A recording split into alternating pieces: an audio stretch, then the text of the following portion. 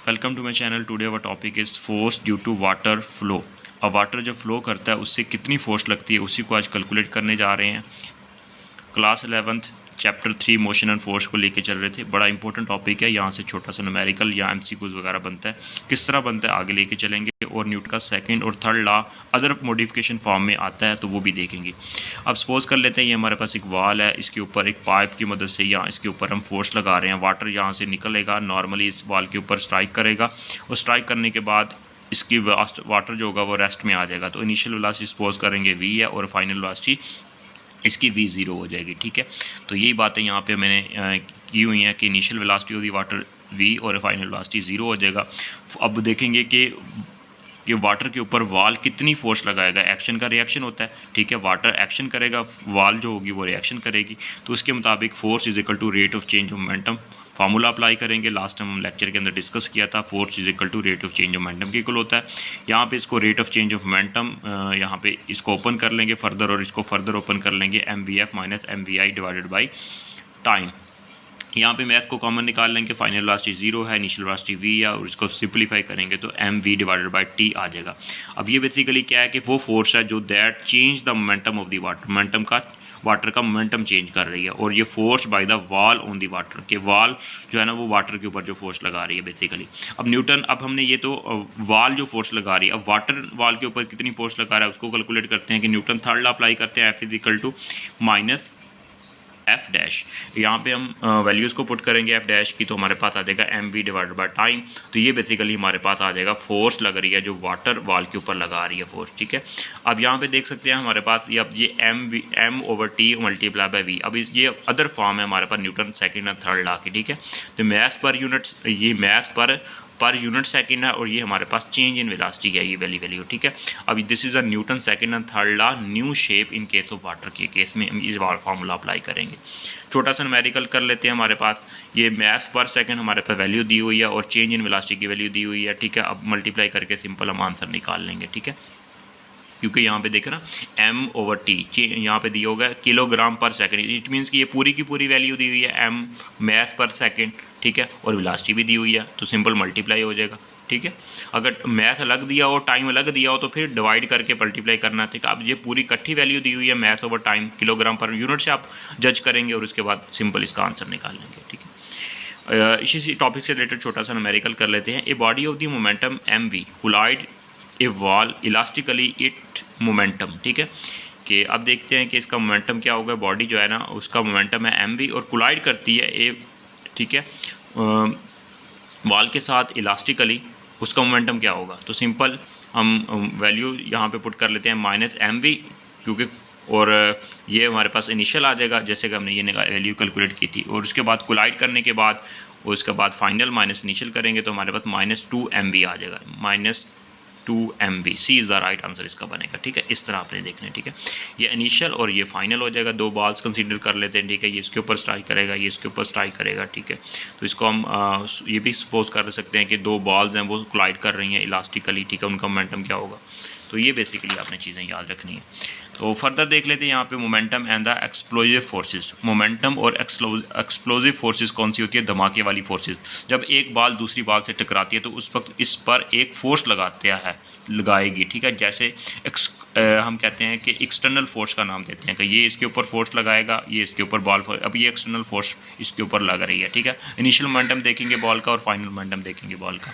जब भी कोई चीज़ अपनी इंटरनल फोर्सेस की वजह से टूट जाए, ठीक है, जैसे कि बम वगैरह, ठीक है, तो उसका हम जो मोमेंटम वगैरह कंजर्व मोमेंटम, उसका मोमेंटम जो होगा वो रहेगा। ये हमने देखना है कि जैसे बम वगैरह हम कहते हैं कि ब्लास्ट होता है या किसी भी जगह पे, तो वो हम क्या कहते हैं कि वहाँ पे उसकी इंटरनल फोर्सेस की वजह से वो ब्लास्ट होता है। तो क्या हम देखेंगे कि उसका मोमेंटम कंजर्व रहा या नहीं रहा।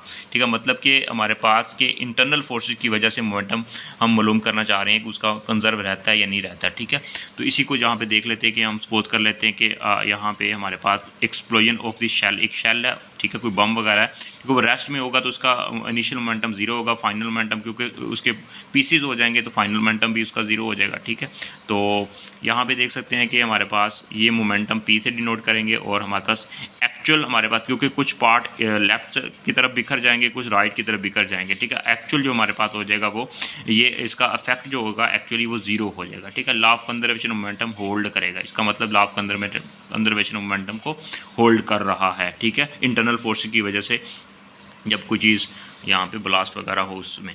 अब यहाँ पे हम देख लेते हैं कि जब तीन हिस्से, अगर ये तो इसके दो हिस्से हो रहे थे ना, इस ब्लास्ट वगैरह हो रहा था, इसके टू पार्ट्स हो रहे थे, इसलिए यहाँ पे मैंने टू का नाम दिया। टू पार्ट्स हो गए इस हमारे पास शेल के, इस बम के। अब उसके अगर तीन पार्ट हो जाएंगे तब भी इसका मोमेंटम कंजर्व रहता है। इसको देख लेते हैं, ये हमारे पास एक बम है। ठीक है, और इसके तीन पार्ट हो रहे हैं, एक इसका एक पार्ट इधर जा रहा है, एक इस तरफ जा रहा है और एक डाउन की तरफ जा रहा है, बिखर रहा है। ठीक है, स्कैटर्ड हो रहा है। अब इसका देखेंगे मोमेंटम कंजर्व रहता है। जब तीन हिस्से होंगे तो इसका मतलब है कि इस वक्त जर्जल हिस्सों में, मतलब इस हिस्सों में टूट जाएगा। लॉ ऑफ कंजर्वेशन मोमेंटम के लिए हम मोमेंटम देखेंगे, इनिशियल और फाइनल मोमेंटम देखेंगे, बिफोर एंड आफ्टर मोमेंटम इसका चेक करते हैं। तो वेक्टर एडिशन के मुताबिक इनको एडअप करेंगे तो रिजल्टेंट इसका जीरो आ जाता है, टोटल मोमेंटम जीरो हो जाएगा। इसका मतलब कि तीन हिस्से होंगे या दो हिस्से होंगे तो टोटल मोमेंटम कंजर्व रहता है। अब देख लेते हैं इसके अगर चार पार्ट बन रहे हैं इसके, तो उस वक्त ये बम है, इसके चार पार्ट बन रहे हैं, कुछ इस तरह इस में बिखर गया, कुछ इस डायरेक्शन में बिखर गया, कुछ इस डायरेक्शन में बिखर गया। तो इनिशियल मोमेंटम और फाइनल मोमेंटम देखेंगे तो सब वैक्टर्स को ऐड करेंगे तो टोटल इनिशियल मोमेंटम जो होगा वो और फाइनल मोमेंटम मतलब तो रिजल्टेंट मोमेंटम जो होगा वो जीरो हो जाएगा। इट मीन्स के मोमेंटम जो होता है ना ये बेसिकली कंजर्व रहता है एवरी केस में। अब यहाँ पे देख सकते हैं explosion of the falling shell, अगर कोई बम जो है ना वो ऊपर से नीचे की तरफ गिर रहा है, फॉल कर रहा है। ठीक है, अब जहाज़ से कोई बम गिरा है तो उस वक्त हम देखेंगे कि उसके शेल जो है वो बेसिकली उसका देखेंगे मोमेंटम कंजर्व रहता है। Before the explosion momentum zero था, इनिशियली मोमेंटम जीरो है। After the explosion all the part of the shell जो होगा वो हम देख सकते हैं कुछ इस डायरेक्शन में बिखरेगा, कुछ इस डायरेक्शन में, कुछ डाउनवर्ड डायरेक्शन में जाएगा, सबको ऐड अप करेंगे। ठीक है, आफ्टर कोलाइजन देखेंगे तो इनका जो ऐड करते हैं vector head to tail rule के मुताबिक, तो हमारे पास देख सकते हैं कि hence the momentum conserve before and after explosion. ठीक है, ये बेसिकली मोमेंटम हर सूरत में कंजर्व रहता है इंटरनल फोर्सेस की वजह से भी। यहाँ पे देखा हमने कि ये चीज़ हमने चेक की। ठीक है, momentum and the explosion forces की वजह से।